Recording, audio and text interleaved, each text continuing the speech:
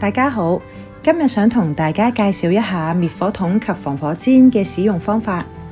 喺購買滅火筒及防火氈嘅時候，要注意牌子及型號。根據消防通告11號，消防手提設備必須有消防處嘅批准信及於憲報上刊登，先可以喺香港售賣及使用。消防承辦商喺售賣滅火筒嘅時候，會提供消防 FS251證書。證書上會顯示詳細地址及設備資料，並且喺滅火筒上貼上貼紙。滅火筒有唔同嘅種類，而最適合家居使用就係粉劑滅火筒啦。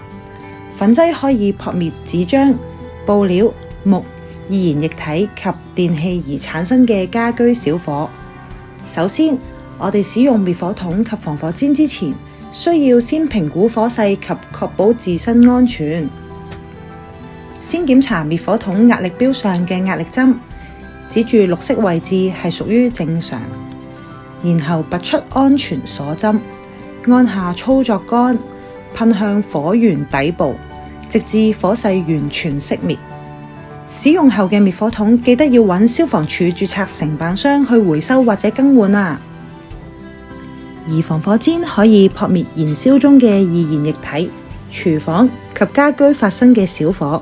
首先拉扯並展開，然後將塗有防火塗料嘅一面向外，記得要保護好自己隻手啊！然後慢慢覆蓋喺火焰上。滅火氈能夠隔絕空氣而發揮到滅火作用，並要關閉熱源，等燃燒物冷卻後，先好將防火氈移走。